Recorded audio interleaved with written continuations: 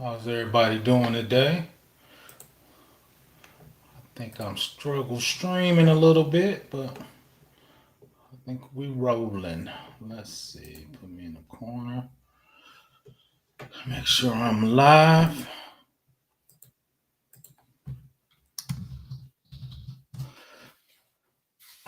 Give me a one in the chat if you can hear me.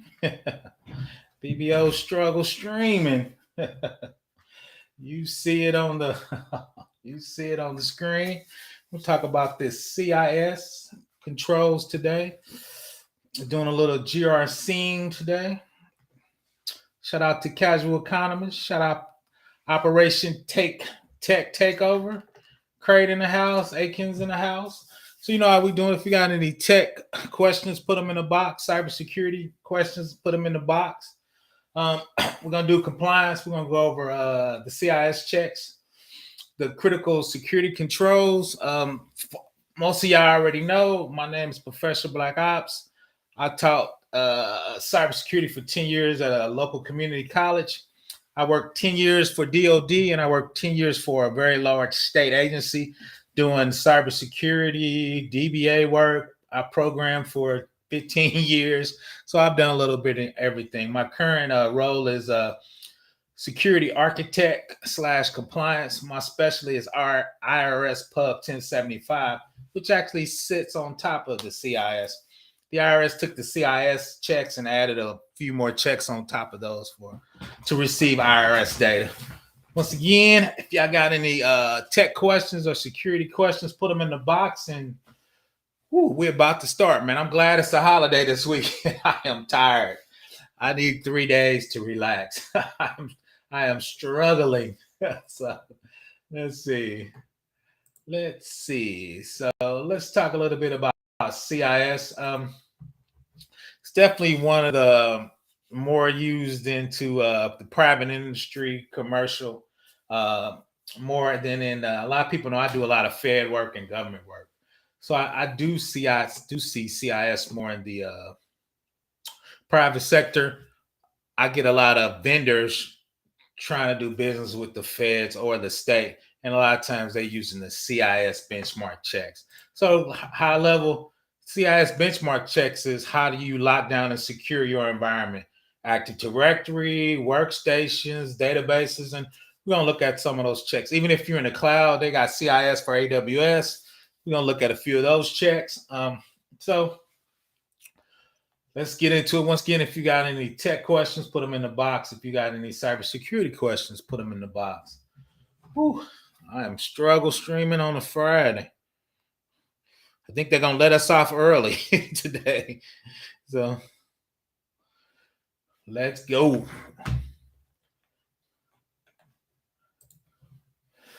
So what is the Center of Internet Security, aka the CIS checks?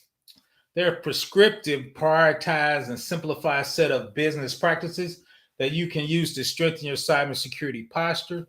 Today, thousands of cybersecurity practitioners from around the world, I don't know about around the world, uses the CIS controls and or contribute to their development via the community consensus process.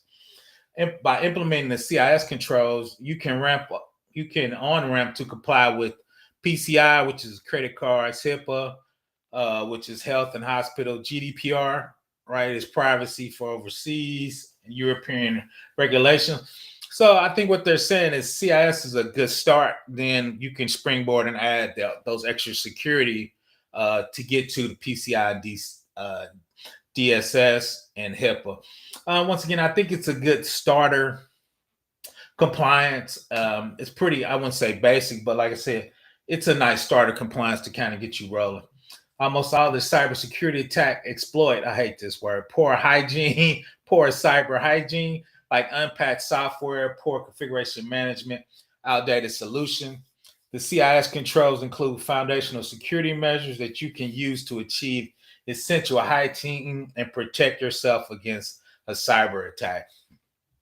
The other good part about that is, let me see if the other good part about that is you get basic controls. So if you ever got hacked or something happened, right, you wouldn't be negligent or not have due care. So you want to do some kind of cybersecurity check, so you won't consider negligence.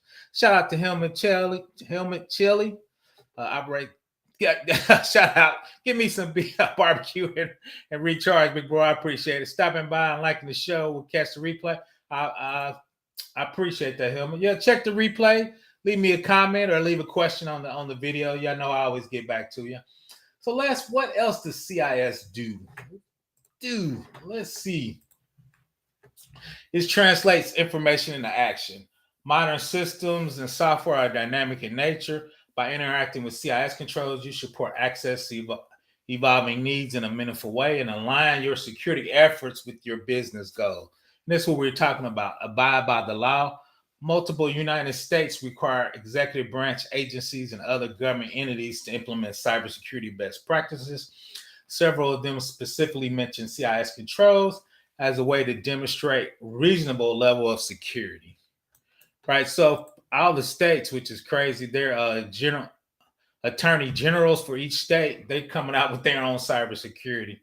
I think Cali started off with GDPR, so now everybody's trying to outdo GDPR in Cali. Like New York's got something that's a little harder. Virginia, because they're around the government, they got their own cybersecurity per state. So when you're doing cybersecurity, where your data's at, or if you're doing some kind of game and all your gamers are in Cali, you got to make sure you're doing CCPA, which is the California Privacy Act, but it's actually based on GDPR. So where your data is and what state and what country, from a privacy standpoint, you might have state laws, federal laws, county laws, and global laws, meaning a lot of European people travel to California.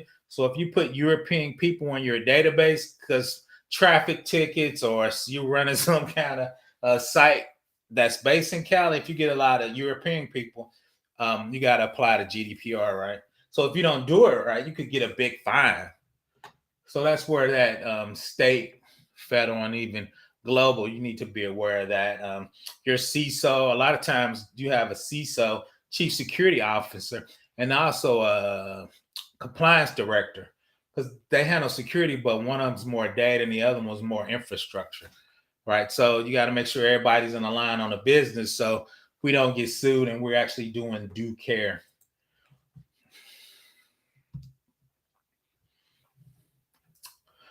So the CIS basically is a nonprofit organization focusing on enhancing the cybersecurity readiness and resilience of public and private sector entities. They're known for developing CIS controls, but a few other projects initiating undertaking. They got a CIS benchmark, a CIS CAT Pro. I actually did this third one, multi-state information sharing and analysis, MSAC. So what happens is a lot of states sharing data, but they don't have their security compliance or security roles. So they're going to act as the middleman. So even though if I'm not secure, if I put data in the MSISAC, they're going to make sure it's secure and you connecting with the right encryption. So they take on a responsibility of securing state data, because sometimes states are trading data from a tax purposes. If somebody's using a certain hack or certain scam between the states, a lot of times they share information and say, okay, this is happening in our state, so we'll look out for it in your state. The big one now, because it's coming up, election infrastructure sharing and analysis, and originally developed for critical infrastructure controls in 2008. The latest version, what we're going to talk about, is version 8, came out in 2021. And once again, I think it's a good starter. Compliance. A lot of people reach out to me when they're trying to start firms, or they're trying to, like I said, start a company. One guy, he won a government bid, but his security wasn't quite right. So they were asking for documentation. So I told him, let's do the CIS. It's a good interim step to get you started on your paperwork. Once again, most states and federal agencies recognize it. Once again, it's a good starting one. Let's see. My man, people, if I'm wanting to do tech sales or sales engineering, cyberspace, should I get any search before trying to get into it? Yeah, I don't know if you're familiar with my man Black Heights. He actually does more tech sales. But yeah, the crazy thing is, I was part of cybersecurity now is part of tech sales.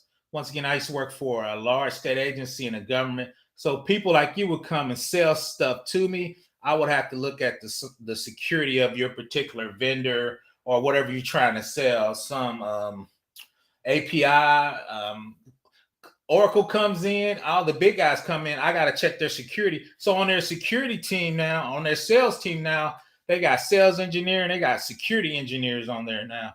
Because I'm a hit you up with your security. So go check out my man Black Heights. But yeah, I would get there actually is a he's a recommending I think it was Level Course Careers. They were doing that. So Face Orange, it's first gen that that emoji's not coming through for first gen. So yeah, I would check him out. But yeah, I would always depending on what you sell in operation, I would get a cloud cert. Like I said, depending on what you're selling, um, I would get the cloud because I'm sure whatever they're selling is in a certain cloud. Um, to maybe a project management cert because a lot of times it's going to be in a it's going you're going when you sell at that level it's project management. What we're going to do a proof of concept, we're going to spin up a certain amount, we're going to have to meet a certain level of performance, a certain price level. So those things is, but I would check out Black Heights on that. He actually does more tech sales. Like I said, I don't do a lot of sales, especially if you're doing the sales engineering part, whatever they're selling. Because, and I told a lot of people, I'm going to talk about this on Monday, is I interviewed with Amazon, and I think I was going to be on their sales engineering team. Of course, I didn't get it, but they asked me a lot of AWS infrastructure questions. So if you're going to be a sales engineer, you got to be able to spin up a proof of concept of whatever you're doing. Like AWS, they would come in and whatever they were selling to that particular company or vendor, EC2s. Shout out to that Kubernetes, Docker. So you have to set up that infrastructure on the fly. So let me know if that answers your question. First gen, hit me up with some words. I can't read you. Look on the screen. I can't face frown. Oh, you frowning? What you frowning about, first gen? When they said engineer for that role, what exactly clearly want to mean? Like, well, it's different engineers. The sales engineer part of that, once again, you got to spin up the technology. So when we bought Oracle, when I was at the state, they spun up a appliance with the Oracle database on it. We were doing a 3-tier infrastructure that our application sit on. So they had to set up that proof of concept from an engineering standpoint. So a lot of times, once again, your engineering, whatever you buying, especially from a computer or architecture standpoint, we're going to want you to stand up. And the sales engineer usually say, they take our requirements, then they usually sprint up a proof of concept. And that the proof of concept is usually what the engineering guys does, right? Okay, this is what we're spinning up. This is what it's going to look like. We got 3-tier. We're doing Kubernetes. We're doing Docker. So from an engineering standpoint, they set that up. Let's see. I want to be good as a nation state hacker. Do you think you can be done, or how do you stop comparing that to others? The crazy thing, Ty, is I'm gonna do a video. I'm gonna reach out to my man, Struggle Security. Is I think it's easier to get to nation state, not with the knowledge. They got hacker as a service, APT as a service. So now you can just rent those services and get to that level of hacking, Ty. I know that's not how you thinking of it, but from my part, blue team defending, the script kiddies are just good because now you can do ransomware as a service, malware as a service, DDoS as a service. So those big products now, you can just rent them from a nation state hacker, and you don't really have to have those skills. In the old days, right, you have to spin it up, you have to get your Python, your Java right. You doing you getting inside the infrastructure, you doing lateral movement type. They got some as a service to help you. You don't even need to do that much anymore. But yeah, if you study, you can definitely get to the nation state hacker. And once again, a lot of service is going to put you at that level without you having that knowledge. Ty, I know you want to get that knowledge so you can be at that level, but hell, you can rent that now. Let's see. Scott, big bro, I changed my name. Okay, what's going on? Nice to see you again, man. Engineering, right, bro? But engineer is just ability to trouble. No, that's true. That's true. Like I said, I'm gonna add a little bit to more. That's my man AI and ME. He got a lot of names, but for me, as engineering is usually we're gonna do a proof of concept, and usually, well, I'm not gonna even say usually. The state paid $30 million for a tax system. They wanted to see a proof of concept spun up with how what we pay for. We want to see that in action, even if it's at a smaller conception. We gonna want the engineering staff from your sales team to spin up that proof of concept. And I probably looked at shit. I've probably been on 50 R5s, RPs, those requests for proposals and requests for information. We always ask you, we need to see that in action. And a lot of times too is we want you to spin that up on our site or in AWS and Azure in our tenant, right? Because so that's where engineering comes in. Once again, we paying a lot of money, so we want to see that live and in person. Shout out to my man AI and me. Go check him out. Once again, so CIS base level, it's a nonprofit. Those are the two, and we're going to touch about this. They got 18 high-level policies and security families. So we're going to go over each one and just kind of talk about them in a high level. And this is one thing I like. They got 3 groups, and the first group, usually the hygiene. Group 1, the definition of basic cyber hygiene represents a minimum standard of information security for all enterprises. IG1 assists enterprise with limited cybersecurity expertise through a generally non-targeted attack. So what does that mean? This is basically we getting our feet wet. Basically, this is level 1. Right, you got to walk before you can run. So those are 56 cyber defense guards for that in there. And once again, at the end, I'm gonna bring up a couple. I think I got the AWS checks, and it's gonna tell you if it's 1, 2, or 3. So usually when you step on, and I'm working with a new company, a new service, or once again, I'll probably do a basic level GRC training class. So part of that basic level, we will walk through the IG level 1 for basic hygiene, right? We're getting started. And a lot of times too is when you go to a brand new company or a company with very limited security, you're going to start with, once again, the basic hygiene. Those are the easy ones to implement. Those are the easy ones to walk through a company. Those are the easy ones. You can, most of those are automated. So you can go on a Windows box and hit a button and it'll do that hardening for you. Once again, though, when you do that hardening, you got to double check to make sure you didn't break anything. So that's it.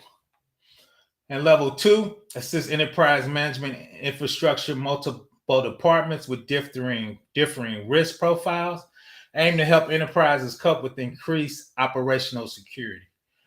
Right. So now you're probably dealing more with IT, you're in the business, right? So the business is going to have different risk than IT. A lot of stuff I don't want to do. The business like, oh yeah, we running this because this is how we make money. So you got to figure out how to secure it. Well, when I put this check on it, broke it. They were like, you got to figure it out anyway, right? So that's 2, right? You got 64 additional cyber defenses. Once again, multiple departments. You got differing risk. So you dealing with the C-suite, right? The CFO is going to have different risks than the COO. I work with the Chief Security Information Officer. We usually Chief Operational Officer. Now companies have revenue officers. So it depends on how that C-suite is. You're going to have to figure out how to handle each one with different risk policies, right? And when I mean that handle, that means me explaining it to them. And sometimes we're going to have different agreements. The CEO is going to make the decision on the risk, right? The risk actually goes to him, not security, right? I'm doing recommendation to him. He don't have to do anything I say. He paid me, right? So I tell people I don't lose sleep at night. He's going to make the decision. I've told a number of people don't do something. They're like, oh yeah, we doing that, right? Because they want to make money. They're trying to get to market. They needed this particular capability to go out. So a lot of times people do stuff that's against the security team, right? Because remember, it's a business. Cybersecurity is just part of business. We're not running anything. We're not in charge of anything. We just one division in a multi-company division level. And let's be real, the company's goal is to make money, right? We a capitalist society. My job is to make sure the risk is small as possible, but their goal is to make as much money as possible, right? And sometimes we don't agree, right? So it is what it is. IG3 assists enterprise with IT security experts, secure sensitive and confidential data. I3 aims to prevent and or lessen the impact of sophisticated attacks. Like my man said up there, sophisticated. Now we're talking about nation states. All right. How is China getting in? How is China, for people out there, CIS, they hacked a third-party vendor. You download CIS trying to get login, and they took over your whole network. Right. That's security expert, secure, sensitive, right? That's enterprise level. Shout out to Ty. Now we're talking about nation state attack when we get to the IG3.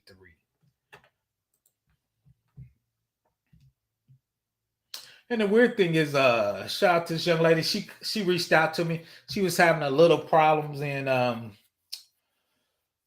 she had a boot camp she got for free, and I think they were a little unorganized. So she reached out to me. She was having a few problems with a few of the concepts. So we kind of settled on CIS checks. We talked about doing an assessment. It was doing assessment, I think, for a fictional company. So we kind of walked and what would that look like if we did that in CIS? So that's kind of what made me actually do this. We were going back and forth. Some of the documents I'm going over with you, I went over with her so she can get a little more comfortable understanding with that boot camp. So I think she got her project done. It was kind of a capstone. It was I think I'm gonna post it on my channel. It was a free boot camp. It seemed pretty good. So that actually got me thinking about doing. I'm not gonna do a boot camp, but do a membership level when we walk through an assessment for a fictitious company. So you can see that done using a CIS, and at the end spin up some AWS infrastructure that's hardening with CIS. And what would that look like from like shout out to OTO. If you were selling me that to go into AWS, how would you sell it? How would I do a review of your technology? You as an engineer, how would you set it up to meet the CIS benchmark checks? Right. So just as an understanding of how that would work. Just one cog in the machine. Facts. That's what it is. When I was younger, I used to be all more, oh, you gotta do it. You're not secure. You're disrespecting my security skills. As they used to say outside part, respect my authority. But as you get older, it's like, it's your call. If you get fined, it's not my fine, it's your fine, right? So my job is to explain to you so you are understanding what risk you're accepting, right? And two is my job is, can I, even though you're accepting that risk, can I make that risk smaller? If you're saying we're gonna do this, right? Okay, what can I do as a security architect, security analyst to make sure our risk is the smallest? All right, so we can do some things. We can put it on an internal subnet, right? If it didn't have to be on the internet, we could MFA. So when you logged into that subnet in the app, it would call your phone. Your machine has an IP address. We could put a reserved IP address from the Windows world and a static IP address from the Linux world. So only your machine could get to that subnet with that particular software on. So there's some things, if you did it, like it's called residual risk. How could we slowly make it more secure till when we got done, it would just have a minimal residual risk on it at a high level. So, let's see what my man Aiken said. PL snatched my question. I'll be waiting for the GRC match. I'm waiting. I'm doing it. To be honest, Simply Cyber Gerald kind of did the first one I was thinking of. So I think I'm going to build mine on top of his as a medium level. Because I reached out to a few people that took his class. He gives you the skills, but I think you need to take each one of those modules and let's go through a real company and actually do those things where you actually did an assessment in AWS. How would you write a poem, right? And I was going to use ChatGPT to help you write a policy, do a review of the policy to see what's missing. What's missing, right, would be our findings. How do you write your findings up and give it to a business? How do you rank your findings, right, and give it to the business? If you couldn't do it now, but you need to do a year, a poem is just action and milestones. This is a schedule. So how would you do a schedule telling they're HIPAA or FISMA, this is when we're going to do it. Are you cool with it, right? So that's the point. ATO is authority to operate, right? Which is basically a system security plan with all the checks, all your findings, all your poems, a SAR system access readiness, where are you at with your checks and stuff. So what would that look like from afar? So yeah, I've been saying that forever though. Hey, kids, shout out to my man Keep It Techie. He did his free course, so I'm trying to follow Keep It Techie. But that's on my list. That's on my list. So I'm 40% through Gerald. Course, right? What do you think of Gerald's course? You like it? I haven't looked at it. I just like him as a person. Everybody seems to like him. I'm working for him in his Discord, so I'm always answering questions in his Discord. What you think of it? What do you think of that class, Aiken? I actually might take it. I'm studying for the CISP though, so um, this is a big one. Level 3. These are the different profiles that goes around with the level. Like you said, level 1 is basic security recommendations. Level 2, highly sensitive. Level 3 is the STIGs, which is a DoD level hardening. So what they're trying to do, we saw that group 3, group 3 really is a STIG profile. Basically, they're trying to use DoD security to make it hardening, to make it hopefully not being attacked. And shout out to my man Ty. The STIGs are usually to help you block nation state attacks, right? Definitely harder. Shout out to my man Gabe from Struggle Security. He's not a big STIG fan because they're hard to put on, they're hard to apply. And I used to do this at DoD. When you apply them, you break a lot of stuff. So you got to figure out what's going on with it. But that's why I like it. I think it's the most comprehensive check. So profiles designed to help organization comply with the STIG profile, level 2 recommendations. So once you're done, you'll have a STIG and CIS hardened infrastructure. And hopefully, not hopefully, but that will be a step higher, right? And hopefully, like Todd said, block the nation state and the nation state hackers. So that's what they're trying to do with that level 3/STIG. So I was surprised when I see it because a lot of people don't like this as STIGs because they're hard. So I thought a lot of people were getting away from that. And these are the controls / policies we're going to go through in a minute and just talk about them. You see them at the top. And, if you got any questions as we go through, we're going to dig in there. Inventory control, inventory software assets. The reason why it's hard to harden what you don't know you have, because I go to a lot of companies and their inventory is not up to date for PCs, laptops, phones, tablets.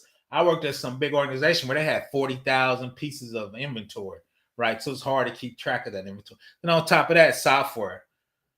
What are people downloading? And even in software, there's software like CIS. A lot of people didn't realize, okay, I had CIS, but inside there was software that got hacked by a nation state, right? So sometimes when you download software inside it has 3 or 4 additional software, right? Because the big log4j, a lot of people that know that was inside Java apps. People were using login. People had off-the-shelf COTS packages that were used for accounting, but inside there was log4j. So a lot of them didn't realize that until people started scanning. I was like, oh, you have a high vulnerability in there. So we're just going to go through each one of these: data protection, security configuration, right? So this is that basic security hygiene they were talking about. So each one of those controls we're just going to touch on. Then, everybody's, going to get their company started.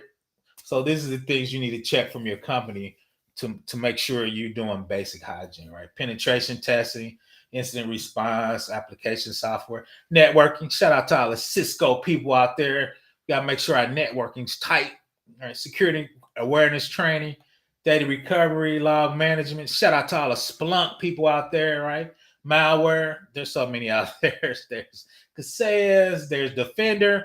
A lot of people run a Microsoft stack straight out the box. So you're going to get your Defender inside your logging, right? You probably use Azure Log Analytics or Sentinel. There's so many out there. Access control, right? So there's so much out there. But so we're just going to touch on each one of those. So what my man Aiken said, yeah, 40%. Well, worth the price, to be honest. It's a minimum worth 3 to 4 times price. Yeah, and that's why I liked him. He did it for a low cost, and that's what I think I'm gonna follow his lead. And two is right, and can that drives people to his channel too. So I think he makes the money on the back end from the YouTube. Gerald focus on this. I'm a NIST guy, really. That's my favorite one. I'm a NIST 800-53 guy. Is he NIST 800 or CSF? I need to go look at SOC 2 provides bullet points for yeah. Do you like that bullets for the certification for your resume to put that tech on your resume? You like how he did that, Aiken? I'm thinking about doing that. That's why I'm asking you. Give me your thoughts on like when you do the module. Once again, he gives you the bullet points to put on your resume so you can link them together as a high level experience. So that is when those applications start using third party sort of software. Yep, facts. And that's part of one of the big security things. Shout out to NIST that when you review a vendor, you could part of that is third party. The other part of that is vendor risk management, right? So you got third party software and vendor risk management, right? And part of that is API. So even though you're reviewing that vendor, you got to ask them what software is in here. Are you reaching out to AWS? Are you reaching out to Azure? What particular software? There could be DLLs. Or they could just be reaching out through API just to make calls over the internet and to Azure or AWS. So you got to figure out from a third party software what's in there, and two, what risk are you assuming by using this third party software? That's what that was one of my jobs. I used to look at all the software that came into this large agency. Right, I would review it all. Then shout out my man. Tiny came in. I was training people on how to review third party software and vendor risk management, and all that's kind of its own domain inside cybersecurity, right? Each one of those checks we're gonna go over is a part of cybersecurity. Vulnerability management, right? That's onto itself. We know account management and access control. That's IAM. How do you handle identity access and management? In AWS, you can use policies, target policies. They call them just-in-time access rights. So all that's built into there. So each one of those. Oh, shit! Shut out. That's my favorite one, Ken. NIST 800. Yep, yes, I appreciate it. Okay, cool. So yeah, so I think I'm gonna follow his lead, like I said, and I'm actually gonna reach out and try to talk to him, Ken. AK Gerald, the doctor. He seems pretty cool. He gives me a shout out when I go. A lot of times when I come in this morning. So I've been on his show. He usually drops the link, and I'm about to drop mine. So I've been on his show twice with a whole bunch of other people. It wasn't just me and him. So we were chopping it up. So I'm probably going to reach out to him and tell him what I'm going to do. Like I'm going to build something on top of it. This is what I'm thinking because he's still a professor. I taught for 10 years. So I'm going to set up a module kind of like his where for mine, you're going to do quizzes. You're going to walk through and identify, once again, findings and deficiencies. And I'm going to make quiz up like modules like you actually in an online class on mine. So I say. I've been saying that forever, but that's one of my goals. That's one of my goals, right?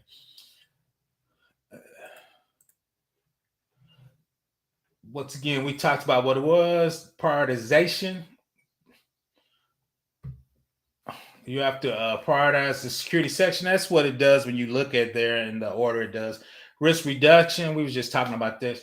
Since the controls are over security domains like access management and addressing common attack vectors, organization tends to reduce their risk exposure to a wide range of cyber threats. And we're going to look at that as you harden what they tell you to harden, right? You're going to reduce your threats because you're closing the common vulnerability holes that hackers use, right? So that's one reason, once again, you use it. And the standardization, it comes as a standard set of security practices to help establish a common language and a baseline for security across different agencies and organizations. So that's one reason I want to do that too. Is as you get in cybersecurity, you need to become familiar with the vocabulary because that's standard language. I just been doing it so long. Sometimes I don't even realize I was doing it till somebody said, "We like what you said, PBO, but we have no idea what you're saying." Right. So, what is a vulnerability? What is an assessment? What is risk reduction? What is residual risk? Right. All of that is a common language you need to understand so you can communicate to people. And a lot of times, when people interview you, they're using that common language to see what level you're at, right? So So we started off inventory and control. Control focus on keeping track of all your devices and software and organization. It lets the cyber expert maintain an up-to-date inventory. Software that's of computer servers and mobile devices, applications, operating systems for software. Controls also identify and manage any unauthorized devices or software that may pose a security risk. By maintaining a comprehensive inventory, organization can monitor and control their access, making it easier to ensure the security of their environment. So that one I always thought would be easy, but it's not. Like I said, I worked at Lord. I think they had 40,000 pieces, right? So when you talk about PCs, workstation, phones, tablets, right? People are coming and going. How do you secure all that? Shout out to that. How you doing? Good afternoon, Captain. Talk Box New York Cloud. Congratulations. Bronx, New York Cloud practitioner salute. Congratulations. We both in that same club. So yeah, keep going. I got 4, and like I said, I've had a couple interviews. Those certs got me those interviews. I need a little more labbing though. I wasn't quite where I know I'm not quite where I need to be on cybersecurity. But yeah, salute. So that's definitely a good start, and you're definitely in the right place. So once again, inventory, I take it for granted. If you do the 800-pound gorilla, Splunk, I think goes out. They have a CDMB to help you look at inventory. Archer, the 800-pound gorilla in GRC, I know they definitely have a CDMP module. Basically, it's a custom database. It goes out when you connect your PC, workstation, or phone to the network. It's going to grab your IP and your Mac and save it into the database. Right. So now we got to figure out, okay, is this supposed to be in there or not? A lot of times too, when we get your device, we register so we know what your Mac device is. So if there's a Mac that's not in our list, we're going to consider that rogue. Right. So shout out to Ty if hackers are trying to get it or use a non-device that we're not registering. We're going to think that device is attacking the network. So that's why keeping your inventory list up to date. But once again, it's hard because when you're dealing with agencies and there's global companies, Target has a whole Indian division. They got Target worldwide. So you be talking about 100,000 devices, right? And cash registers aren't even in there, right? So keeping a good list of your inventory is once again paramount. And 2, as an auditor, that's one of the first things you're going to check is your inventory up to date and how are you doing it, right? Because a lot of times people tell you, but if you just ask them how they're doing it, you can just say, oh, they're not doing it because what they describe won't work, right? So that's one of the things. And the other part of that is inventory control of software assets. This control lets you manage software installed on enterprise assets. By effectively managing software assets, you could prevent the execution of unauthorized software, so it doesn't introduce security risks and vulnerabilities and CVEs. So that's the new thing, and I think people struggle with that is, especially developers. We argue they want to download a piece of software and test it ASAP. Nah, you can't do that because it might have vulnerabilities. So how do you balance that? A lot of the big companies, they won't let you download software off the bat, but a lot of mid to small size companies, they don't have that infrastructure in there, so you can install what you want. And as you installing it, right, you're gonna get security risk and your vulnerability is gonna skyrocket, right? So that's a big thing to handle, and not easy either. The cool thing is they got a lot of software packages, especially Windows out the box has a lot. How long does the MAC address stay in the registry from your last access? It depends on how you set it up in your software. I've seen it where it goes away, and I've seen people keep it forever because they want to delete it when they want. Because when you hook to it, a lot of times, shout out to the SOC guys. That's the Security Operations Center. I want to keep your MAC address login, and I want to use that MAC address to say, is that our MAC address or is that a MAC address from a known black IP site? So long story short, Ty tell you, they keep bad IP addresses, bad URLs, bad IP addresses, and bad networks for nation state actors. So a lot of times you want to say that MAC address so you can do security operations on it. So it just depends on how you have it set up. The big guys are keeping it forever, to be honest. What do I mean? Because if we got hacked, the IRS says you got to keep logs for 7 years like your taxes. We need to be able to keep that address to figure out, okay, was that a good guy or a bad guy? You might not know for 2 years if that address is bad, right? Oh, they found a Russian network, and inside that Russian network was that MAC address. So that's why you want to keep them forever, though. Let me know if that makes sense. I'm kind of rambling. I'm tired. So BBO need a nap, PO. But let's keep rolling. Data protection, that's the big deal. Data is not confined to company borders anymore, especially from work from home and remote work. It can be found in the cloud, on portable devices at home, often shared with partners online. When hackers manage to breach a company infrastructure, one of their initial goals is to locate and steal. Companies may not be aware of the sensitive information is leaving their system, right? That's where you got DLPs. That's where you got stuff. Once again, you're logging in and you keep tracking for. So if I log in, who comes on, I'm also logging the IP of the address you came from, which you could have spoofed. I'm also, if you FTP or SFTP, I'm logging where that file, where you actually sent it. If you try to send it for Russia, and also on the FTP on that line is how big was that file, right? So if it's a petabyte, I'm like, oh, they just stole the whole company database. So that's where that data protection comes. DLP, data loss prevention, right? And right there is imposed by regulations. A lot of regulations. Once again, I do a lot of IRS work. They tell you got to have DLP, and you're looking for credit cards. You're looking for social security numbers. So if it leaves through email, you're gonna block it. You're not gonna let it leave unless it's sent by a specific person or a specific division inside your organization. They're the only ones that can send that. So if somebody else tries to send it, right, you know it's a bad guy. You need to start shutting stuff down until you figure out what happened. All right, that's cool.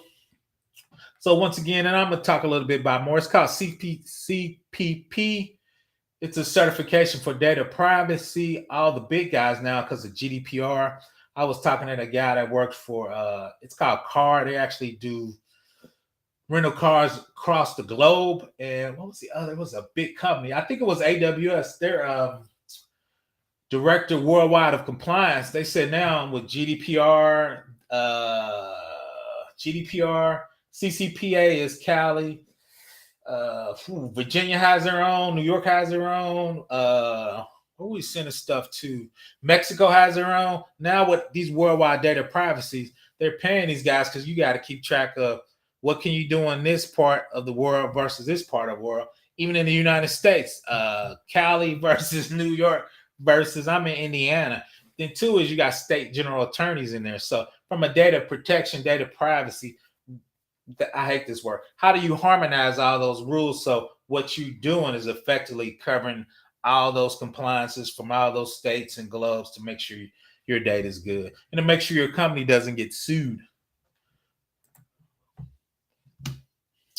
Secure configurations of enterprise assets and software out of the box. Most enterprise assets software come with the default settings, focusing on easy setup. Attackers can exploit basic controls, default passwords, pre-configured DNS. All right, so a lot of times, once again, when you install that software, the password is already set. It used to be set. I used to be Oracle DBA. There used to be Scott Tiger was one of the default setups. But now when you spin it up inside Oracle, as you spin it up, they ask you, what do you want the sysadmin password to be? What do you want to be the sys password? They don't install a default one. They make you pick one as they install it, right? Because people were actually tearing them up on that. So once again, when stuff coming out the box, you want to make sure. And two is how's your password configured? Or a lot of people, when you set them a Spring password or a file password, they don't force you to change it, right? So, and if they don't change it, everybody's got that password. So one of the checks I know for Stigs and I think CIS is when you send them the password, the file password, you expire it. So as soon as they use it to log on, it forces them to change. And if they don't change that password by the end of the night, we usually lock that account and they have to call us again. So we can do it again and send them an email with the default password. And when they log on, it's going to force them to change it, right? So that's one of the things out the box, everybody should be doing. Account management, unauthorized access. For that, same thing. I put those together. With account management, traditional hacking, you want to make sure the password changed, who has the password. A lot of times too, people there's a password policy, account activity, right? Every 60 days, we're going to force you to change your password, right? Hopefully you're going to use a passphrase and not a password. So that's part of the account management. Access control management. While CIS Control 4 is about managing user account control management, focus on controlling the level of access to account, guys, by restricting access to critical system and sensitive data based on principle of least privileges. Per this control, account users should only have access to data or access relevant to their job and have strong authentications. We see at the bottom, like we talked about before, you want to have that MFA, multi-factor, PAM, privileged access management tools. You want to be able to revoke access and privilege for different accounts, users, administrative, and services, right? So a lot of times, me being an admin and a regular user, usually I have two accounts, and if I'm doing regular work, I'm only going to use my regular account. If I'm doing admin work, right, I'll switch over to my admin work. A lot of people's familiar with sudo on a Linux box, right? I'll sudo over it. So why would I do that? So if I'm using my regular account and somebody happens to hack my box, if I'm using my regular account, it has least privilege, right? I'm doing regular work.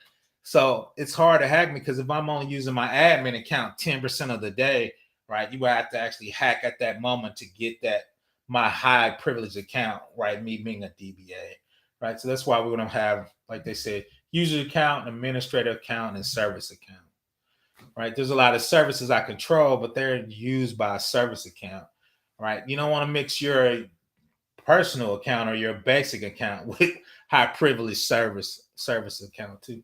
A lot of times too, if somebody gets fired, you want to deactivate accounts, but if they got services you need under their basic user account, you can't do it. So that's why you separate.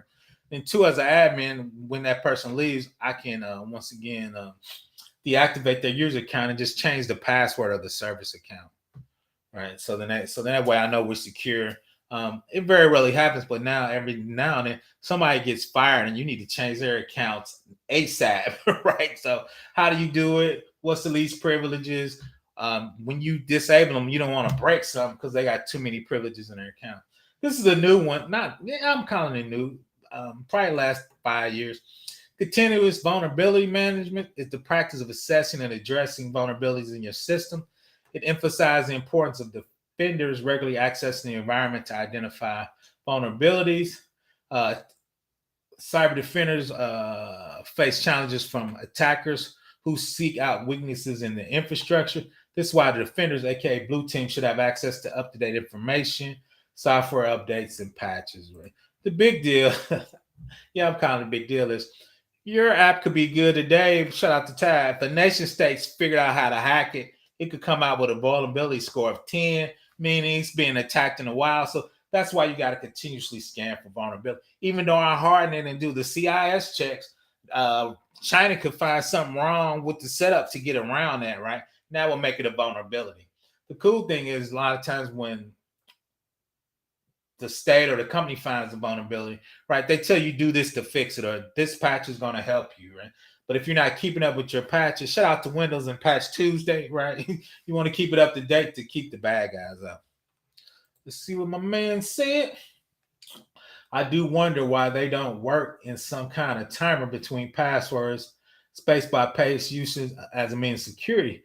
How complex would that get if they had to also add a time delay? I think they're doing that actually. It's called, oh my God, we were just talking about it. Just-in-time security. So basically, if I'm doing admin work, I would just get my admin credentials and access rights for maybe 11 and 2 is called just in time. I'm trying to set that up inside AWS. Basically, you send an email, they know you're good. They're just going to give you it from 10 to 2 because that's when you're doing your admin work. You're adding some disks or you're spinning up a new database or you adding some schemas, right? It's called just in time access. That's probably, for those familiar, Zero Trust is one of the new government and Fed initiatives. Part of Zero Trust is just-in-time access. So I think you're ahead of your time. They're trying to do it's just super hard to implement. Okay, so if I happen to show up at 2 a.m. and I need to work because somebody called me, right? who's going to give me access, right? Okay. Do I give myself access? Do I fill out paperwork and then do it behind the scenes? Do I got to put in a ticket and get it approved by my boss to do that? Right. So I think we're getting there. And I've been actually just Google it. If you want to, it's just in time. AWS has their implementation of that. I'm an AWS fanboy. So I'm usually anything I do from a cloud or proof of concept standpoint. So we're trying to figure it out. Like I said, let me roll that back. AWS gonna figure it out. They're gonna tell me how to do it. That's way above PBO's level. So, but I think that's part of the future. And if you ever read Zero Trust, they call it optimal. That's the top of the food chain. Is when you can say, okay, I need access to do DBA work or do programming work or DevOps work, put some stuff in production. I need those credentials for these 4 hours. Then take it away. Like you said, that's the best level of security, but shout out to Aiken. That's hard. Facts. So I think, but two is I think the big vendors, they're going to figure out a way to do it and just charge you an arm and a leg for it. So I think it's coming. So let's keep rolling. Oh, that's continuous vulnerability was that's there. Audit logging, that's a new, everybody knows that Splunk is the 800-pound gorilla. Audit records times of the sole proof of a successful attack. Attackers know that some organizations maintain logs for compliance reasons, yet they don't examine them. It's hard to examine because big companies, you can spit out a petabyte of logs real easy, which is about 1 trillion lines, 1 billion lines. You're going to need some automation to go through that. So Azure Login or Sentinel's one. The big dog is Splunk, right? So if you go on Splunk, it's called TTP, technical processes of how hackers do that and attack it, right? If you go to MITRE ATT&CK, so these artificial intelligence and machine learning programs, they go through the logs. Due to non-existent log analysis procedures, threat actors can gain control of your victim's machine for extended period of time. Most people, they say, are in your network for 1 year and 3 months before you find them. That's why the control focus on reviewing and retaining detailed logs, right? But you can't look through 1 million lines a night, 10 million lines a night. So automation is going through there. And once again, Splunk has it. And Splunk, we talked about those CVEs, vulnerabilities, right? So they can go out, figure out your application version, figure out their vulnerabilities, then look inside the logs and see if those vulnerabilities are being taken advantage of, right? Now, Splunk charges $1 bazillion to do that, right? But that's what you would do in log. And shout out to IRS, like your tax. I think you got to keep 7 years of logs, right? So if they need to go back and figure it out, they want you to have that. Email and web browsing are prime targets for both malicious software and social engineering. That's why this is emphasizing. We talked about phishing attack and malware attack. Oh, my little light's flicking. Let me figure it. Hold on. Give me 1 second. Figure out what's going on with my little light.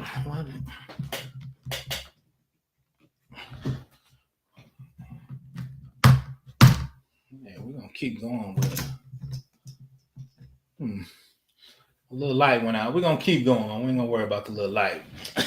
We'll do mood lighting, like I said, night. So email, we know a lot of stuff goes through email and web browsing. We know everybody's in there attacking it and trying to figure out what's going on with it. So that's one of the CIS checks.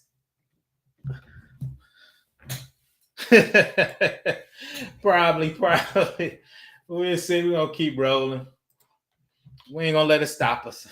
Malware, that's out the box. A lot of people running Defender, McAfee, old school. So malicious software like viruses or Trojans possess a significant and hazardous risk the realm of internet. It infiltrates enterprises through vulnerabilities. We know email attachments, end user web pages, cloud, mobile devices.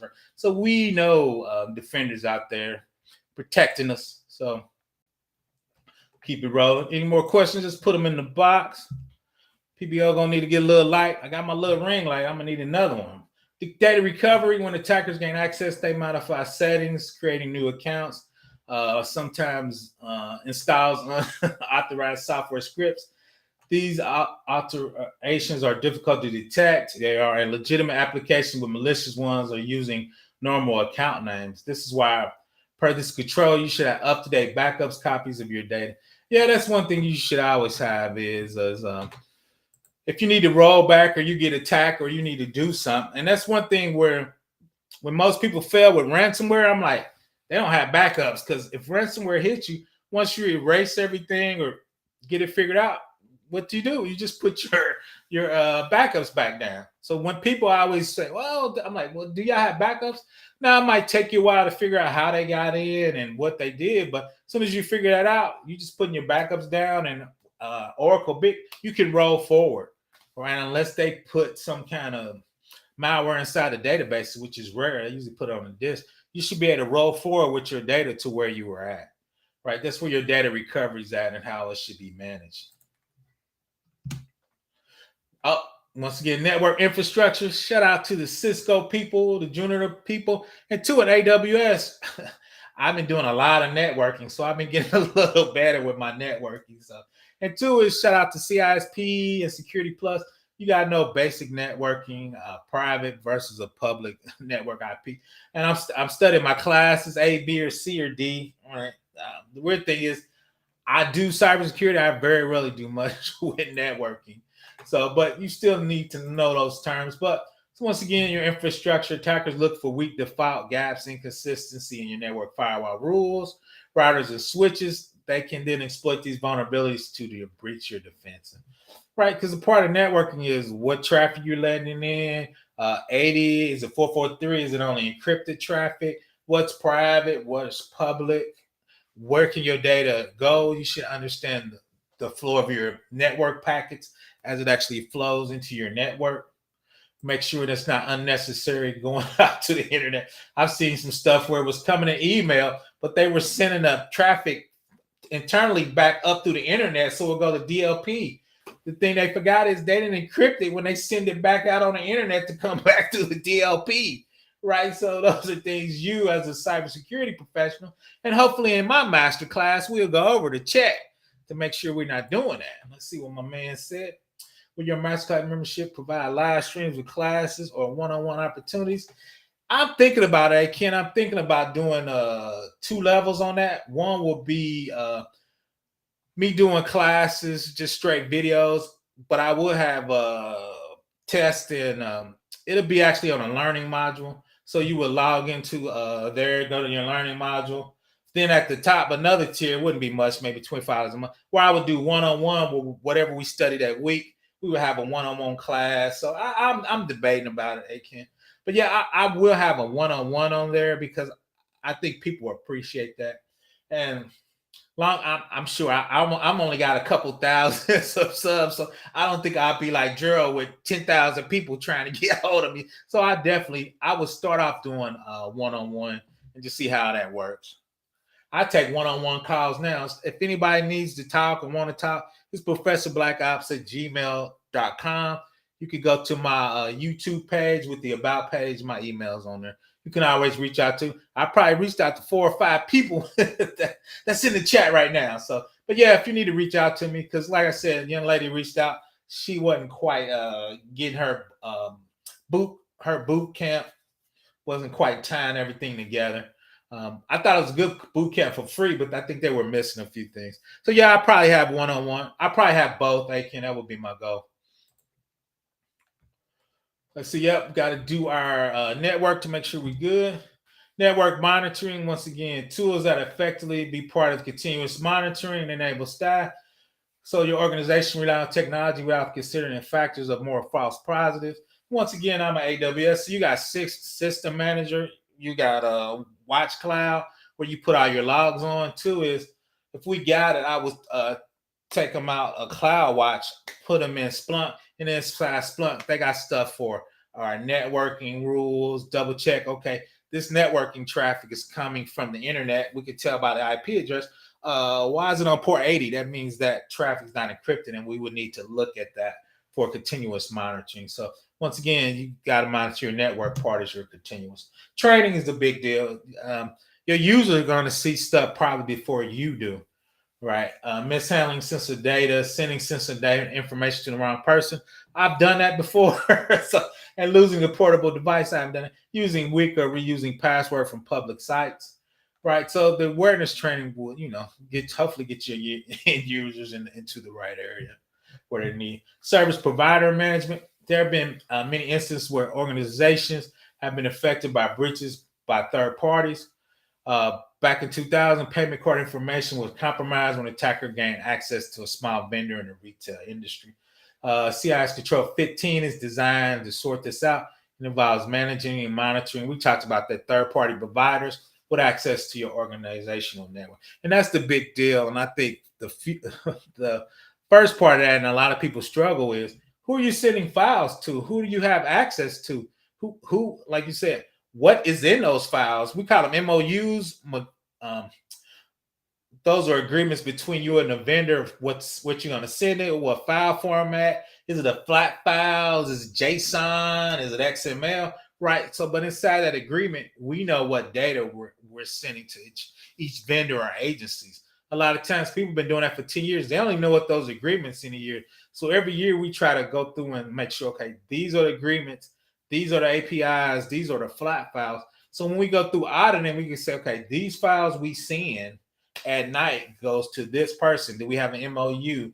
Some people call them ISA. I think it's an internal system agreement. There's different names from, but you need to match those up so you know what's going on, and that's the agreement for you to send them. And part of that agreement is when I send this to you, this is how you need to protect the data from my agency. I'm a hospital, so I need you to be doing HIPAA. Right? I'm an education. I need you to be doing FERPA. But if you don't have those agreements, right, and we call them security exhibits, I'm going to tell you how to secure my data. And if you don't agree to it, you don't get the data, right? But you need the documentation from those service provider agreements to make sure both sides agree to what you're going to do.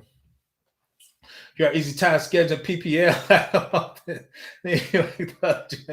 With that means, no, facts, man. I hope to grow up to be like Gerald one day. Give me some stuff. No, shout out to him. But no, so let's see what's next. Let's keep rolling. Application software security, user-friendly platforms that enables use, that reduces users' need to engage with intricate system operators, such as logging into the database, right? Secure coding practices. So if you're developing custom code, how do you do secure coding? How do you log on a database? And if you're getting an application, right, you want to look to their security. What are they doing? Are they adhering to CIS? Are they adhering to NIST? Are they adhering to HIPAA?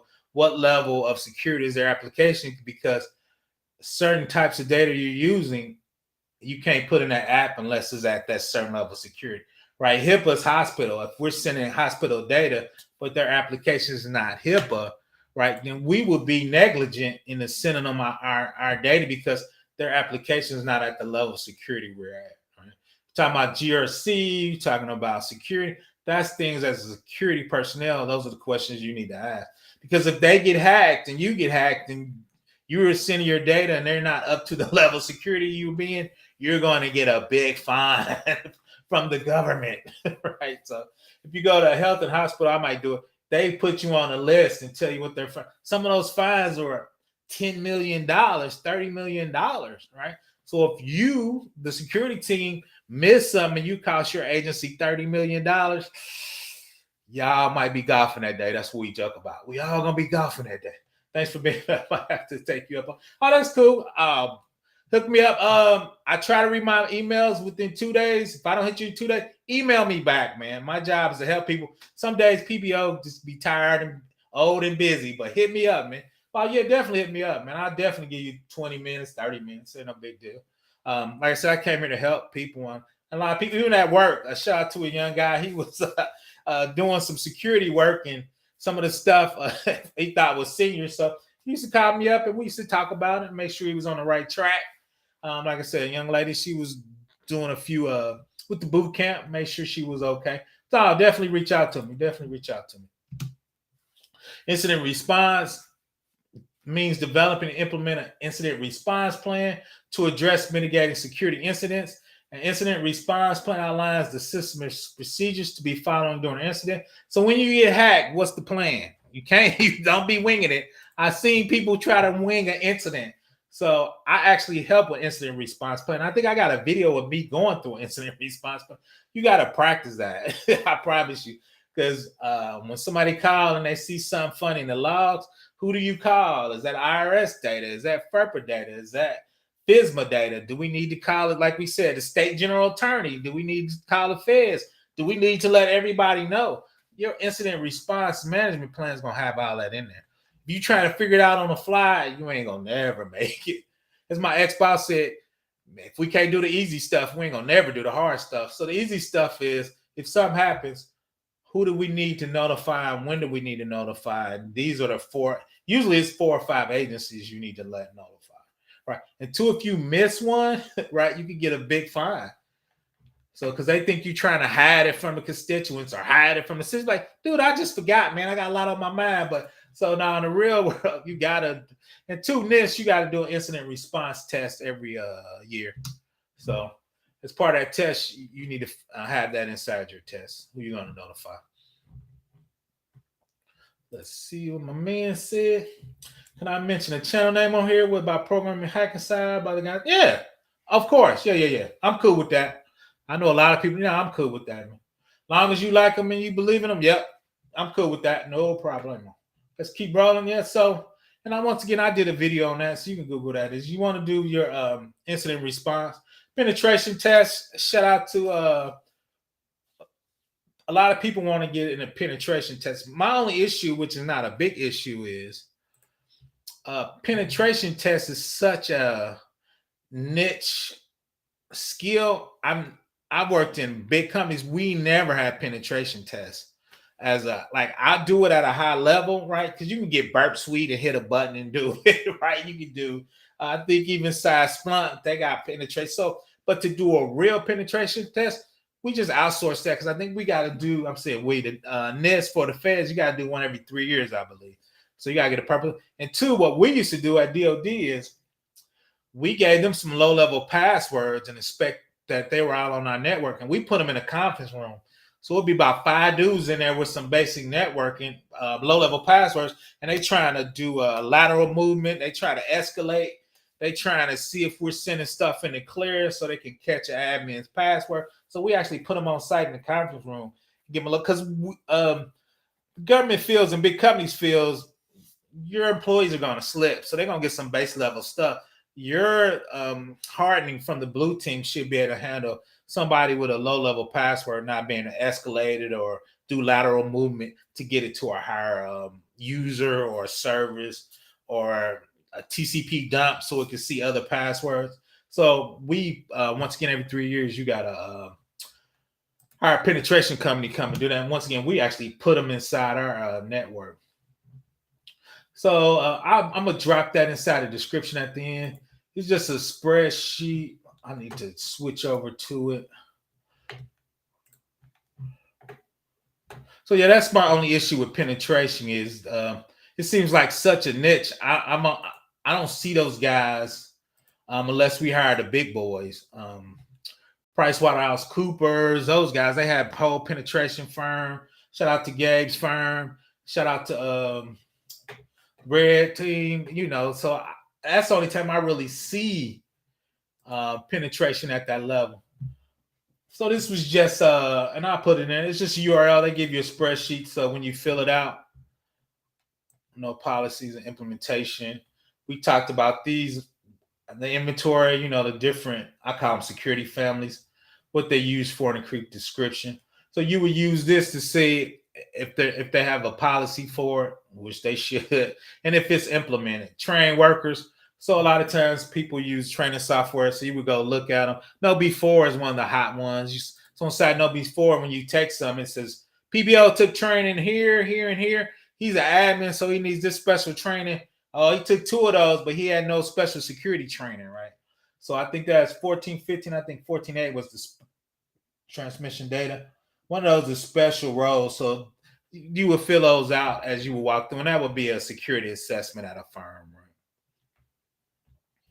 So that was a spreadsheet. So real quick.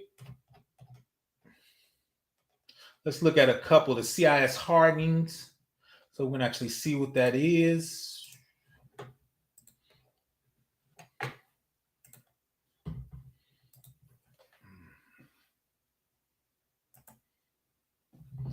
So let's see how that looks on screen.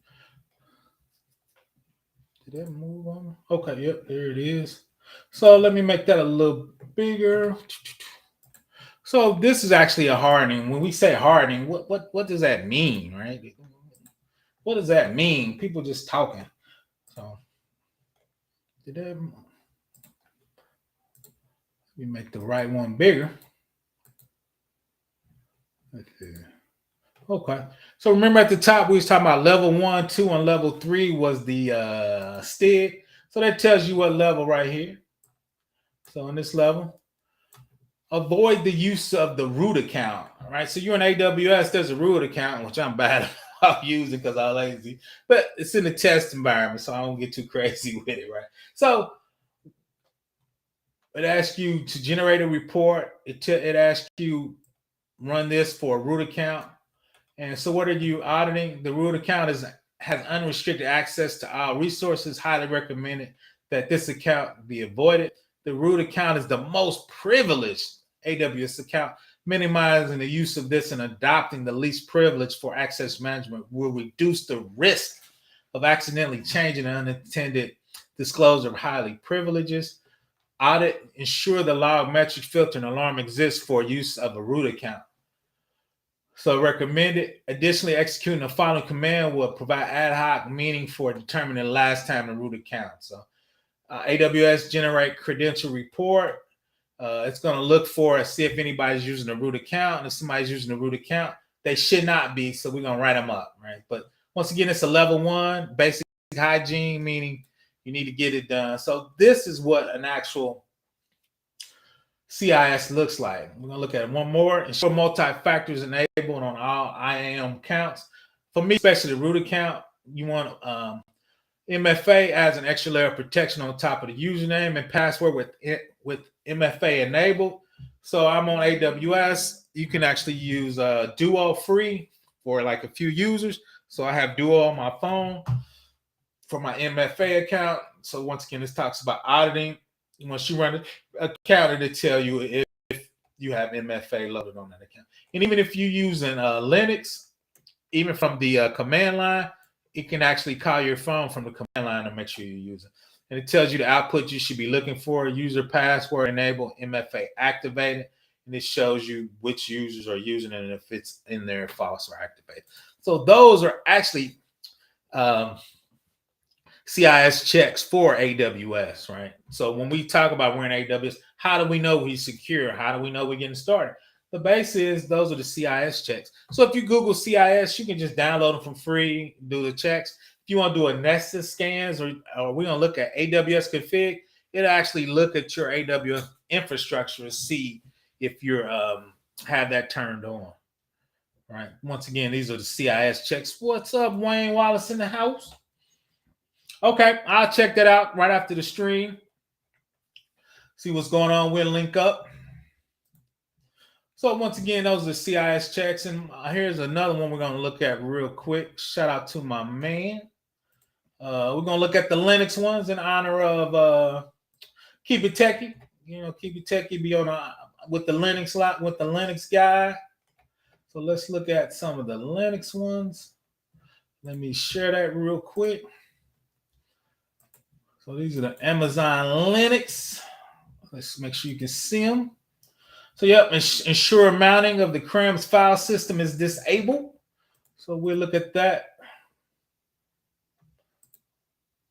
Let's see, that's that one. Yep, that's it. Once again, level 1, we know that's the basic hygiene one. CRAM file system is a compressed read-only Linux embedded in a small footprint. Image can be used without having it first compressed. Removing support for unneeded file systems reduces the local attack surface of the server. If this file server type is not needed, we should disable it. Now, somebody might need it from some specialized program, but hopefully not. So we're definitely Going to disable it. Once again, these are the CIS checks we will be looking at for Linux. This is actually Amazon Linux, which is a derivative, I think, of Ubuntu. So these Linux checks will be the same on pretty much on the Ubuntu. But let's look at it one more. I'm going to get the Linux in there. We'll see what my next one is. Ensure the mounting of free XP file system again is disabled. System type is free version of Virtualized file system. This is the primary file system for HPUX operating system. Removing support, once again, for unneeded file systems reduces the local attack surface for the system. If this system is not needed, disable them. Right? One of the first things that security is you want to get as many services you're not needing disabled, because the more things you have on your Windows or Linux box, the more services a hacker can attack. All right. Let's see, P. Do you ever upload slides using your videos? I can. I have not. I had a Google Drive. Let me I think we talked about that. Let me work on that Google Drive. I got one. I think I can have access to a directory. As a professor, I think as an ex-professor, I need to be uploading those slides, casual economists. I think that's a good ask out of you, and it's something I need to start doing more of. So I need to start doing that. Especially as an ex-professor, I should always upload my slides. So I know where you're going with that, casual. I think give me one if anybody wants the slides. Let's see how many. See if a few people want them. If it's just casual, I don't know. I'm kind of like who would want the slides if I would publish them. And two, as an ex-professor, I always use slides. So give me one if you want me to put the slides on a Google Drive. I'll work on that. Let's do one more on the Linux. Let's see where we at. Let's do another. They got a lot. They disabling a ton of drives. Let's see if we can skip the drive. Wow, there's like 5 drives are disabling it. Bad drives, man. There's a lot of drive types. That's more of a partition. Shut up. So let's see. Ensure no dev option in a temp partition. No dev mount option specifies the file system cannot contain special devices. I mean, I can't come on there and put mount a readable, writable CD-ROM or USB drive to it. Since the temp file system is not intended to support devices, this option should ensure that users cannot attempt to create block characters and special devices on the temp. Right. So a lot of times we would mount drives in the old days, mount a subsystem. Right. They can be mounted, but you probably got to be root to be able to do that. Right. Once again, there's probably how many checks? Red Hat used to have 260. So those are all the checks. Let me make sure y'all can see them as I scrolling. Here's the checks from the Linux box. So if you spin them up in EC2 inside AWS, these were the checks you would put on, right? Because you could do PaaS, right? You're responsible for upgrading those. So until we're gonna look at two, you can buy EC2s that are already hardened. We're gonna look at a couple of those. So 337. It's probably about 250 checks out there. Some of these are, going across 2 or 3 lines. So there's probably a couple hundred checks out there. So why do we have a couple hundred checks? Shout out to my man Ty Utran. I just emailed 10 minutes already. Facts. Shout out to So y'all make that happen. I'll make that happen. I'll find a Google Drive, or if y'all email me, I'll shoot them an email. We'll figure. I'm gonna find a Google Drive because I ain't sending out that many emails. It wasn't many, but I think it's gonna pick up. I would do that if you want them. And two is I'll make a better quality slides in the future if I know I'm emailing them out to people. But yeah, there's a ton of the Linux checks. We look at remote permissions, issues, all of those, right? So from a hardening standpoint, that's part of it. And I think we winding down. Then, let's see, I was going to do, where is that one more? Here, I just show that.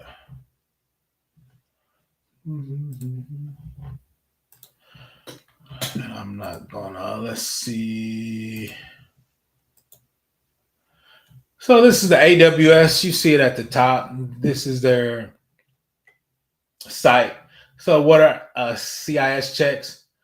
Uh, they have a page talking about kind of what we went over a little more from a cloud perspective. We just looked at disabling ports, disabling unnecessary stuff in Linux, limiting privileged users. So right, all of that's there. Then let's see. Then I was just going to show real quick. Of course, it's not getting there. There it is, AWS Marketplace. So AWS Marketplace is where you can go and buy stuff that's pre-configured. So here's the CIS Linux 2 kernel level 1, right? So you can, there it is, you can buy EC2 at that level, right? It's 2 cents an hour or $130 a year if you pay up front, right? So if you're a big organization, that's not at level 1. Level 2 probably be, it's still 2 cents. You know, that's CentOS level 1. So you got different Ubuntu. Shout out to my man Keep It Techie. We were talking about Ubuntu. So you can get an Ubuntu 2 cents an hour, $130 a year, depending, of course, how big that is, right? Windows Server right there. So you can go out and purchase pre-configured hardening, and a lot of people do. And unless you got a big company with highly skilled people, now my mouse stopped working. I had to plug it in and get it back, I think. So that's how you would just purchase your EC2s already pre-configured. And unless you're a big organization with that talent, I would just buy them. Especially if you talk about running just 2 EC2s, you're not running 40 or 50 of them, right? You got a small lab. You in 3 data centers. You load balancing. You have an EC2 on each one. You're talking about $300 a year.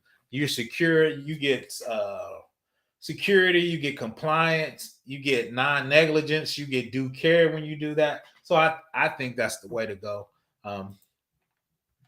Let's see. I recently took entry to MITRE Framework Workshop. What would you recommend as a GRC analyst? We learn basic red team, blue team. Oh yeah. Yeah, basically, 2 is from a GRC perspective. And I'm gonna drop the link if anybody want to come up. 2 is kind of what is your niche inside GRC. I'm old, so as you get older, you're gonna pick up more skills and get better. So definitely, as you get older, I would have red team and blue team. But 2 is what do you want to specialize? Once again, do you want to do penetration testing and offensive attacking skills, right? That's GRC, red team all day. Are you blue team like me? I harden stuff. Really, I don't harden stuff. I review architecture and infrastructure to make sure people are hardening. I give recommendations on that. And I give requirements to the blue team. Like one of the requirements I just give, which I laugh, a lot of people don't ever think about, is you got Splunk, you got Elk Cache, you got Open Search. What are your requirements and what are you inserting to the SIM? Most people can never tell me. I'm like, okay, we got a SIM. What requirements are you putting in the SIM? Well, we got to keep 7 years. That's not what I asked you. What requirements are you putting in the SIM? The CIS is going to tell you log on and log off. I need to insert it in the SIM. If I'm a DBA privileged account, when I sudo, I need to be logging all those commands in the SIM when you sudo. Because when you sudo, that's a privileged account, right? So a lot of people don't understand what requirements are those, right? So once again, are you red team, blue team, and what's your specialty? Because it's like football. The more specialized you're in, you get paid, right? If you're a Splunk analyst, those dudes get paid, especially if you're talking about setting it up, configuring it, make sure it's got enough space, even in the cloud, just that configuring it, right? What agents am I putting on and how am I feeding that in the Splunk? One of my ex-coworkers, cool guy, he actually works for Splunk, so I think I'm having him on here. But 2 is, once again, what skill set are you get? Like me, I'm old, so I tell people I got about 10 more years, so I'm trying to jump on the cloud. So shout out to my friend. She got her certs. I'm trying to get my AWS certs. I'm trying to focus on cloud security. We know everybody's going to the cloud, so my next bag is the cloud, right? So I'm trying to master AWS. I'm trying to master the architecture of it. I want to be I don't want to be a sales engineer, but when you set it up from a security engineering standpoint, what's the load balancing? Is it encrypting? Is the database encrypted at rest or in transit? Who's keeping track of the keys and from the KMS? Are you keeping track? Is the client keeping track? Or you keeping track? So what's the size of the key? Is it 256, 112, 124? Right. So those levels from a compliance standpoint, we're not even talking about security engineering. We just straight GRC. Right. I'm a security engineer, but I don't build stuff anymore. I just check off everything they build and make sure it can meet compliance. Right. So that's a deep question. that's a deep question. Let's see. Let me grow a little bit. If you need help maintaining slides, let me know. I'm trying to add more to your plate. I appreciate you. I appreciate you. I'm leaning towards blue team, like still blue team. Like there's security architects.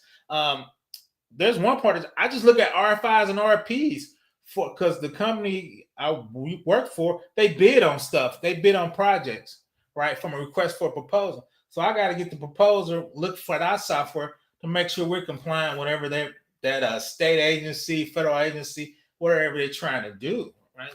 So it's crazy. I don't even touch computers much anymore. So that's the crazy part. So shout out to Calvin.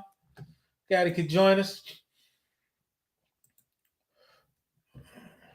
Question: Substance Abuse Center Oasis community requirements.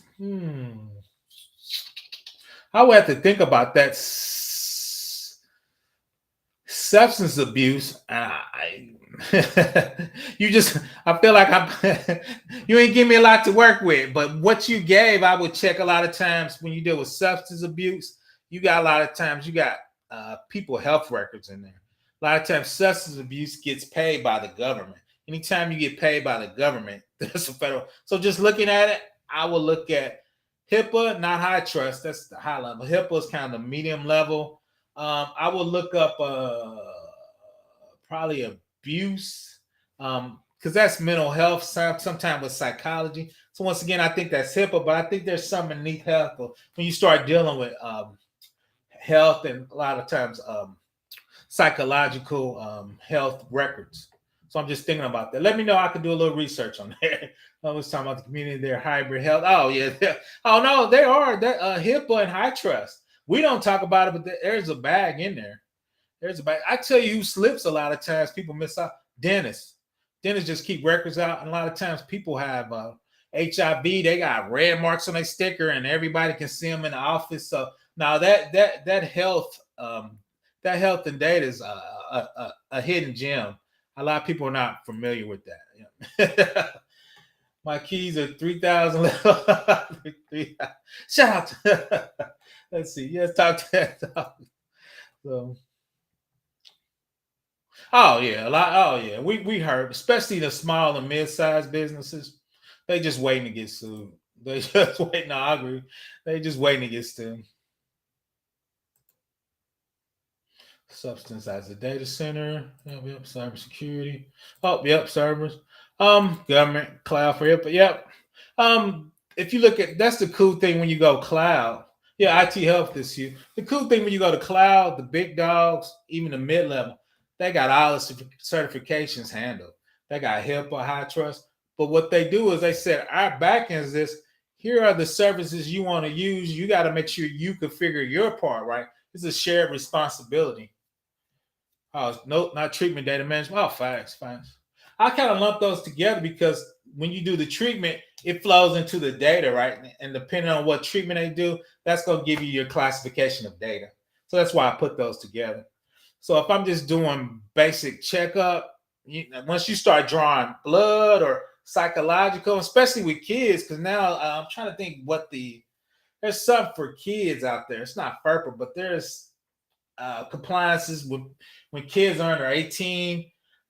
So yeah, all that's out there. So yeah, Shout out to Aiken. You can come up, Aiken, if you want to talk about it. I'm gonna drop the link. Nah, but yeah, I used to the IRS because we're always collecting money for people, so people on health bills. So when we send money, I used to send data to some health and hospital stuff. So that's starting, yeah, that big healthcare, that HIPAA, that high trust is on a different level. I'm working with one of the clients, that high trust. So I probably actually do a video on high trust. I did one on basic HIPAA, but I didn't do one on high trust. Was at the top of the level though. The thing that really confused me, Aiken, is we got a lot of Fitbits on and a lot of that. We keeping a lot track of a lot of data. We keeping track of diabetes, pre-diabetics. They putting contacts in people's eyes and taking data.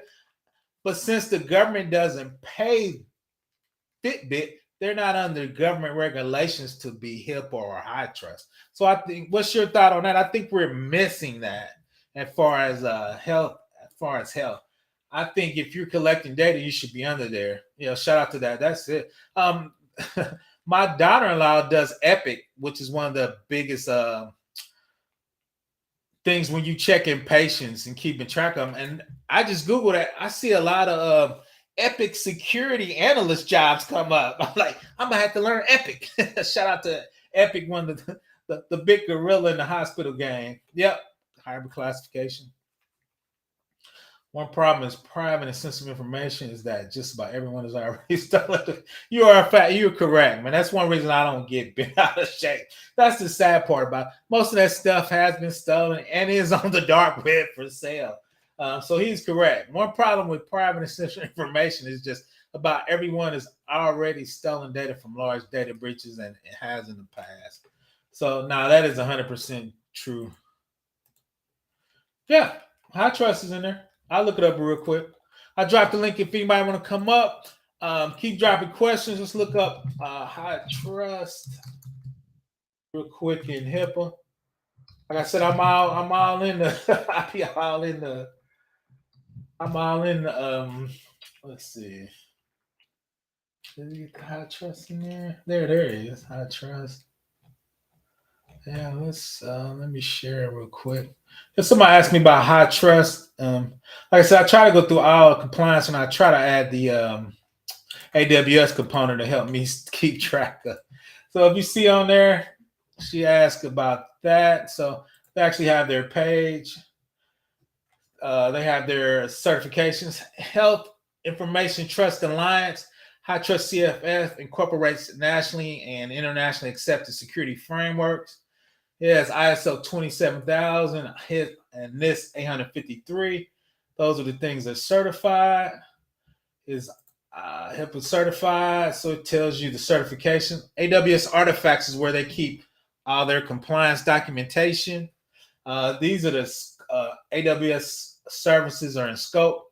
Remember, there's thousands of services, so it tells you what services meets that level of compliance. Right, so high trust CSL. You use API Gateway, App Flow. Let me make sure I can see this while I'm rattling it off. I've been talking. So that's one thing. So it's a shared responsibility. So AWS says the back end. So if you want to use high trust, these things are high trust certified. So if you use these in your application, you are good. And we have documentation telling you you're good. Now you could use other stuff, but you're responsible for doing to make sure it's encryption, make sure it's AS 112, make sure encryption and flow. If you use these services, AWS is telling you we're good for high trust CSF, right? So that's one reason I do like AWS. They tell you when you build in your app and once again you use these services, if you're high trust, NIST, FERPA, whatever, if you go to this service and they tell you which services meet that compliance, right? Service compliance, and they got them for everything. NIST, high trust CSF. So one thing I do, which people think I'm smart, is vendors come in. I just look and say, okay, you using these things in AWS, dude? Your thing ain't on the list. I didn't see your service on the list. If your service not on the list, you're not good. Everybody's like, ooh. I'm like, a lot of times it's just you need to go where to look so you can look at it. But now, once again, high trust. These are the services and programs. So, and two is if you want to start a business and you want it to be high trust, you know where to look to say, okay, these are the services I need to use to make sure I'm high trust certified. So when I go sell to the government or to a big state, you know, you got yep, Linux. Mm-hmm. Yep. So yeah, so I'm thinking about doing a little epic security. Oh, facts on that. We were talking about that at work. The crazy thing is at work now, everybody's asking for tools that are chat GPT to enable it. Like, oh man, we got to think about the AI generated stuff, right? What can we use and what? So the big companies, you know, that I work with, they all put out a policy stating what is the company's decision on, especially AI generative. And two is you got to be careful. Like you said, a lot of times there's AI in products, and a lot of people don't know what they're buying, right? So throw the link in the chat. I can do that. Let me throw the link in the chat. Don't worry. Let me know. If you looked at I got a HIPAA video you might want to check out. I'm gonna do a high trust one next. But yeah, so once again, I'm an AWS fan, guys. So anything I do, usually I relate it back to AWS. So let's go through chat. Yep. Just I put it in. Well, I'm gonna hang around for a few more questions, and I gotta figure out what happened to my little light. Always something. So, see what happened to my little light. It's all good though. Let's see. Yeah, so many things, and I could say, oh, facts. And two is I made my boss mad. I said, ChatGPT just had a spillage 3 months ago, meaning people were searching, other people could see your search. So if you had company data in your search, right, other people could see your search. Now they fixed it. Shout out to ChatGPT. I think Azure bottom, so they're on top of it. I think they're locking it down, but a lot of that stuff is super new. Okay, glad you got it. Thank you. I got high trust. Oh yeah. If you AWS has every certification you can think of. Like I said, I've done ITAR, which means you're doing you moving guns and ammunition back and forth, right? So to put guns and stuff from the services, your data and your systems got to be at a certain level. So I've done ITAR, HIPAA, high trust, NIST 800-53 R45, IRS Pub 1075. I did one. What was that? CFP. It was for pharmaceuticals. CFP 12 Part 11, talking about pharmaceuticals, and when you create a pharmacy or a pharmaceutical and you moving drugs across, a lot of people are stealing drugs, putting counterfeits. So now your system's got to be at a certain level. You got to be track of it. Shout out to Engineering Cannabis, AI and ME. What was his other name? Blockchain. You want to get in the blockchain so you can keep track of it. Blockchain theoretically immutable. You should be able to delete something. So it does better for tracking drugs and stuff. AWS has a thing for everything, right? Facial recognition. I'm gonna start playing with that. So it just has everything in there. Oh, let's see. Facts. PBL say some of those goods from facts. Yeah, I'm putting it in there, man. I'm just gonna start off with a baby $2 membership, but yeah. Say facts, man. Facts. I need to say some of that for my membership. The membership to help with the barbecue. Shout out to Aiken. PBO need a little guidance sometimes. As you're invested in, they didn't buy the open as an independent company. I agree with you, but I think Azure is giving them guidance for their $10 billion. I agree with you, Calvin. Don't you think if you give them $10 billion, ain't you giving them a little guidance, Calvin? I'm just asking. If I give you $10 billion, I'm whispering in here. I appreciate it. I appreciate it. I just think you're correct because they don't want to take them, but I think they're giving them some guidance. For $10 billion, Calvin, I'm giving guidance. That just takes a billion. Oh, facts. I think I'm gonna talk about that. Two is actually how do you poison the chat GBT? A lot of times people, and I don't know if it was true, a lot of people said they opened up part of Chat GPT, and since the internet was putting stupid things, it started making Chat GPT dumber. So I need to look at that time. Who came up with that? I think that was on Citizen Lou channel. I think he was talking about that. I think Citizen Lou, back your coach look fly. Oh yeah, when Jonathan Taylor arguing, man, we ain't got our all pro running back, Calvin. I think I'm gonna be doing AWS again on Sunday. I don't want to watch the Colts, man. I'm gonna have to watch them in a replay so I can speed it up, Cal. If I give you 10, it must be no facts, facts. I think they're taking it. I just think, too, as you know that Calvin, a lot of times they were more of a startup, so I don't think they didn't have the top of the line security. Hell, let's be real, Microsoft and Patch Tuesday ain't been doing the best. So I think they're getting up to speed because they're trying to get them to enterprise level so they can sell it to the government and get that government money, man. So, but yeah, so I think they're coaching them up. I think they're getting them on their pipeline, their development. But like you said, you don't want to put too many restraints on them. That's why you bought them, because they were doing good stuff, right? So you got to. That's the balance. In the old days, you used to have that stunt work company in the back. They within the big company, but you let them do their own thing because you don't want to slow them down. Right? You want to do that new technology. So yeah, it can have me laughing. That made me, yeah. I need to say that for the membership. Shout out to the membership. But no, that's it. Like people, let's see. I'm gonna say it. ChatGPT get internet for information will make it up. That's true. So, long story short, we were talking about, and I thought what they were going to do is paralegals. For people familiar, I work with a lot of lawyers. They use LexisNexis and Westlaw. I just think Microsoft's going to spend $1 billion for both of those. Now you have the we used to call it the gold backup. You have the gold data of language would be Westlaw and LexisNexis for law, right? Because they're dealing with lawyers. That's where you put your precedents. That's where each state lawyers, I'm trying to think of what that bench is, with all the top lawyers, that's where they file their cases in law. So you would use that as your gold standard. So I think they're going to just start buying those center opinions of the bank. That's the straight fact. So I think what's going to happen is you're going to buy those businesses that have that gold standard information. You're never going to go to the internet. Now, those guys are filing cases, and they have lawyers and judges speaking on those cases and recommending. So I think that's what they're going to do for those particular things. Everything from engineering to chemistry. Like you could go to Stanford and just get all their documentation, or Harvard, or those whatever the top MITRE. If you're looking at threats, and you're looking at blue team, you can just get all MITRE stuff. That would be to go. All the data from there from MITRE is good, right? Then so that would be your basis for people querying it. You wouldn't get it from the internet. You would just get MITRE, shit, $200 million. Microsoft printing money. Facts. That part. You wouldn't want to do Reddit. Facts.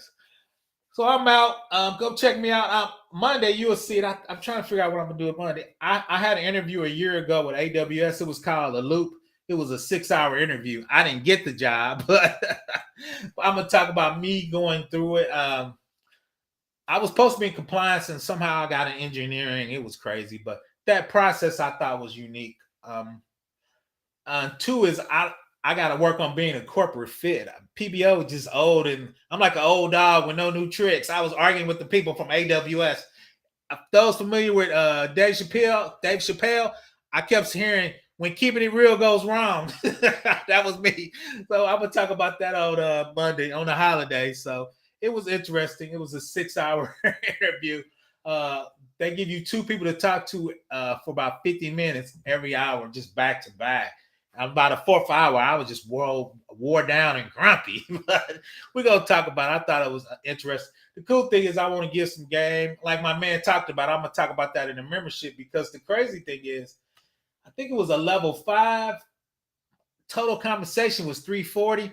My base would have been $170. They gave me $80,000 every year in restricted stock, RSUs, restricted stock units, and you get a bonus of $30,000. I hurt my feelings. I didn't get it. I was spending the money. PBO was gonna be in Brazil. Shout out to me. Share skills is helping with that. Soft skills for facts. I need to work on that. Fact on that. So, and 2 is I want to get a game of what I think large companies are looking for. One of my other guys I used to work with works for AWS, so I'm trying to get him to come in for an interview. I think he says he has to ask permission, so I'm gonna ping him. A cool guy, so he can kind of give us some insight on skills you need to do that. We worked together at DoD 20 years ago. Man, that time flies. So I didn't know he was working for him. He reached out like, I see you in there. I go, my bad. I know. So yep, facts. Oh, facts, facts. Especially there because they ask you a lot of client type questions, meaning you're on a client and they're not happy because especially when you do security or you working for it, because I was going to be a software architect. I thought I was going for compliance and somebody got engineering. They're going to put you on site to help smaller customers, smaller companies. How once again we talked about how would you configure your architecture?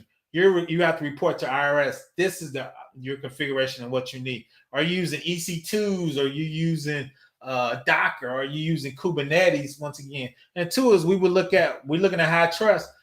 Which one of these services you mean? Shout out to Keep It Techie. Tell him I mentioned his name. I talked about Linux and and AWS. I gave a shout out to Keep It Techie. Tell him we was looking at the CIS checks for Amazon Linux. If we was up in the cloud. So now shout out to Keep It Techie. Go check him out and his channel, doing big things. He the one that introduced me to YouTube. He was the first one to interview me. Kind of got my name out, so I was giving him a shout out. So go check him out. But yeah, so we're gonna talk about my loop, and I'm sure I'm definitely gonna keep it take. So yeah, when I did a loop, I had a 6-hour interview. Once again, I think if it was in compliance, I might have got it.